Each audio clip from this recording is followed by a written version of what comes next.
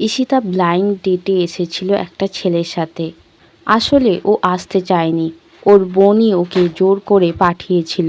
ছেলেটাকে দেখে ঈশিতার মোটেও পছন্দ হয়নি, কারণ ছেলেটার কথাবার্তা খুবই অভদ্র। তাই ঈশিতা ছেলেটাকে বলে, দেখুন আমি এখানে নিজের ইচ্ছায় আসিনি, আর আপনাকে আমার একটুও পছন্দ হয়নি বলে ওখান থেকে উঠে যেতে যাবেই তখন ছেলেটা বলে, তুমি যেতে চাইলেই তো আর যেতে পারবে না। ঈশিতা বলে, মানে এটা আপনি কি বলছেন? ছেলেটা বলে, মানে আমি তোমার কোল্ড ড্রিঙ্কসে নেশার জিনিস মিশিয়ে দিয়েছি, এখন আমি তোমাকে যেখানে নিয়ে যাব তুমি সেখানেই যাবে। ঈশিতা ভয় পেয়ে উঠে দাঁড়ালে ওর মাথাটা ঘুরে যায়। দৌড়ে পালিয়ে যাবে শরীরে সেই ক্ষমতা পারছিল না। ছেলেটা ঈশিতাকে টেনে হিঁচড়ে একটা হোটেলে নিয়ে যায়। আজ রাত ঈশিতার সাথে কাটাবে বলে। ছেলেটা যখন হোটেল রুমের দরজাটা খোলার জন্য ঈশিতার হাতটা ছাড়ে, ঈশিতা এই সুযোগে শরীরের সব জোর দিয়ে ওখান থেকে পালিয়ে যাওয়ার জন্য দৌড় দেয়। ঈশিতা একটা সুযোগের অপেক্ষা করছিল, কখন ছেলেটা অন্যমনস্ক হবে। ঈশিতা জানে ও বেশি দূর দৌড়াতে পারবে না, কিন্তু মনের জোরে হোটেলের 3 তলা থেকে 2 তলায় চলে আসে। পিছনে ও ছেলেটার আসার আওয়াজ পাচ্ছিল। ঈশিতা দেখে একটা রুমের দরজা হালকা খোলা। ঈশিতা সেই ঘরের মধ্যে ঢুকে দরজাটা বন্ধ করে দেয়। ঘরের মধ্যে তখন কেউ ছিল না।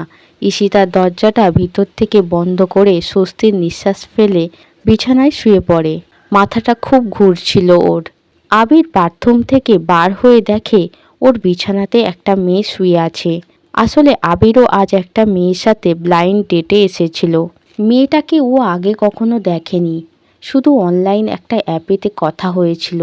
মেয়েটাই ওকে এই হোটেলে দেখা করার কথা বলেছিল। তাই আবির আগেই চলে এসে ফ্রেশ হচ্ছিল রুমে। ঈশিতাকে আবির সেই মেয়ে মনে করে, মনে মনে ভাবে হয়তো ক্লান্ত হয়ে গিয়েছে, তাই এসে ঘুমিয়ে পড়েছে। ঈশিতার পাশে গিয়ে আবির শুয়ে পড়ে। এদিকে ঈশিতা নেশা অবস্থায় আবিরকে জড়িয়ে ধরে কিস করে। আবির ভাবে ঈশিতা চাইছে ওদের মধ্যে শারীরিক সম্পর্ক হোক, তাই সারা রাত ঈশিতার অজান্তে আবিরের সাথে শারীরিক সম্পর্ক হয়ে যায়। পরের দিন ঈশিতা ঘুম থেকে উঠে দেখে একটা ছেলে ওকে জড়িয়ে ধরে শুয়ে আছে। ছেলেটাকে ঈশিতা চেনে না। ছেলেটার গায়ে কোনো পোশাক ছিল না। ঈশিতাও পোশাক ছাড়া শুয়েছিল। ঈশিতা কিছুই মনে করতে পারছিল না কাল রাতে কি হয়েছে। শুধু এইটুকু মনে আছে, যখন ও ঘরে ঢুকেছিল তখন তো ঘরের ভিতর কেউ ছিল না। তারপর কেউ কি করে ঢুকবে? ও তো ভিতর থেকে ঘর বন্ধ করে রেখেছিল। আর কি বা করবে? যা ক্ষতি হবার হয়ে গিয়েছে। এই কথা ভাবতে ভাবতে আবিরের রুম থেকে চুপি চুপি বার হয়ে যায়। এদিকে আবির ঘুম থেকে উঠে দেখে ওর পাশেই ঈশিতা নেই।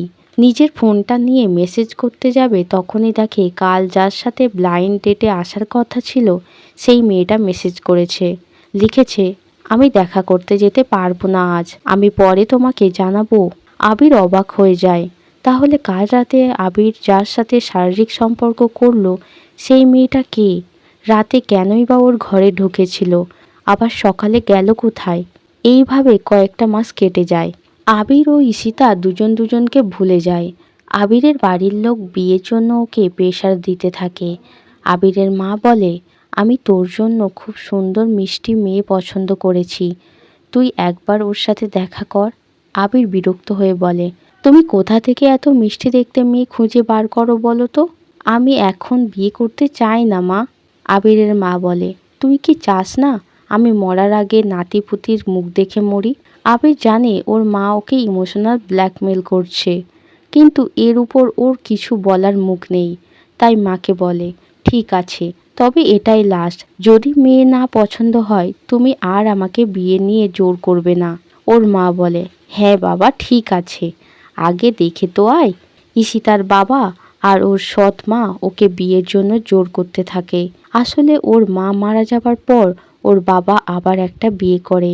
আগেরবার ওর সৎ বোনের কথা শুনে বিপদে পড়েছিল, তাই এইবার ও আর কারোর কথা শুনবে না ঠিক করে।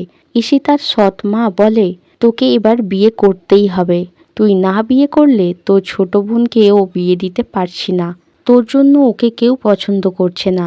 ঈশিতা ওর বাবাকে বলে, বাবা আমি এখন বিয়ে করতে চাই না, তুমি মাকে একটু বোঝাও না, আমি এমএ পড়তে চাই। ওর সৎমা বিকৃতভাবে বলে, আর পড়াশোনা করে লাভ কি? সেই তো রান্নাবান্না করতে হবে, যা করেছিস যথেষ্ট।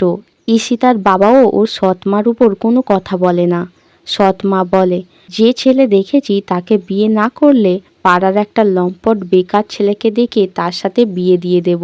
ঈশিতা বাড়ির লোকের দেখা ছেলের সাথে বাধ্য হয়ে দেখা করতে যায় রেস্টুরেন্টেতে। এই গল্পের পরের পর্ব খুব তাড়াতাড়ি আসবে। ভালো লাগলে অবশ্যই লাইক, সাবস্ক্রাইব, কমেন্ট, শেয়ার করতে ভুলবেন না।